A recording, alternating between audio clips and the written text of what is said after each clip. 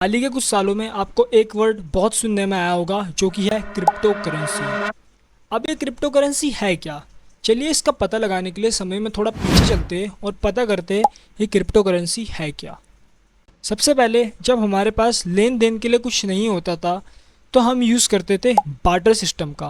अब ये barter system है क्या? बार्टर सिस्टम जैसे मेरे पास सेब है और मुझे उसके बदले में कपड़े चाहिए, तो मैं किसी ऐसे इंसान को ढूंढूंगा जिसके पास कपड़े हैं और उसको नीड है सेबों की, तो मैं उसको सेब देके उसके बदले उससे कपड़े ले लूँगा। लेकिन इसका ड्रॉबैक ये था कि अगर आपके पास सेब है और किसी और के पास कपड़े नहीं है और उसको सेब की नीड है, तो आपको आपके कपड़े कैसे मिलेंगे? या फिर अगर आपके पास सेब है और सामने वाले के पास कपड़े हैं पर उसको सेब की नीड नहीं है, तो वो आपके सेब क्यों लेगा? इसलिए इंट्रोड्यूस हुआ कॉइन सिस्टम। अब कॉइन सिस्टम भी बहुत अच्छा चला बहुत सालों तक, बट इसमें एक और ड्रॉबैक था। इसका ड्रॉबैक ये था कि ये बहुत हैवी हुआ करते थे वेट में। अब आप खुद ही देख लो, अगर आपको 1000 रुपये ले जाने हैं तो आप 500-500 के 2 नोट रख सकते हो, या फिर 200-100 करके आप नोट रख सकते हो। बट अगर यही कॉइन में बात आती है तो आपको 1000 रुपये में कितने सारे कॉइन रखने पड़ेंगे और उसका वेट कितना ज़्यादा होगा। इसलिए ये सिस्टम भी ज़्यादा नहीं चला और उसके बाद इंट्रोड्यूस हुआ पेपर नोट। पेपर नोट बहुत लाइट वेट हुआ करता था और इसका यूज़ भी बहुत सालों तक हुआ।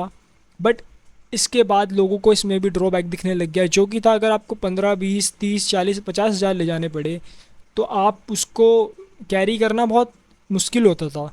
इसलिए इन्वेंट हुआ एक और सिस्टम जो कि है ऑनलाइन पेमेंट, जिसको आज यूपीआई भी बोलते हैं।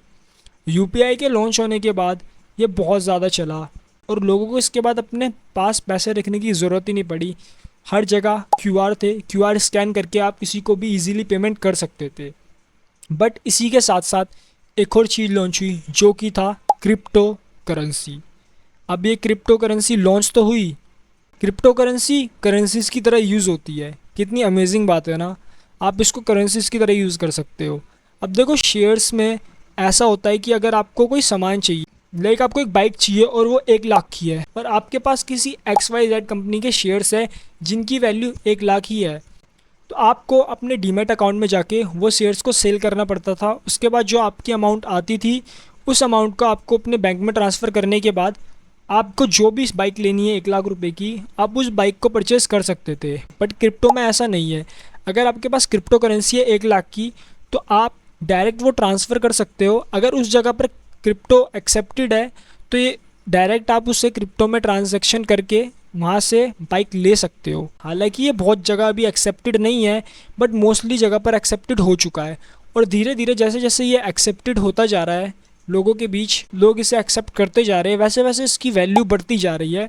और ये इसलिए हाल ही के कुछ सालों में आपने देखा होगा बिटकॉइन बहुत तेज़ी से ग्रोथ करा है। बिटकॉइन को इन्वेंट करा था सताशी नाकामोटो ने, जो कि जापान से थे। लेकिन बिटकॉइन में बहुत सारे एडवांटेजेस और बहुत सारे डिसएडवांटेजेस भी है। लेकिन अगर आप चाहते हो कि मैं इसके एडवांटेजेस और डिसएडवांटेजेस बताऊं, तो आप वीडियो में कमेंट कर देना। मैं नेक्स्ट वीडियो इसी के ऊपर लेके आने वाला हूं, एडवांटेजेस और डिसएडवांटेजेस के। तो वीडियो को लाइक कर देना, चैनल को सब्सक्राइब कर देना और नोटिफिकेशन बेल को ऑन कर देना, ताकि आगे आने वाली वीडियो की नोटिफिकेशन आपको आ जाए। Thank you.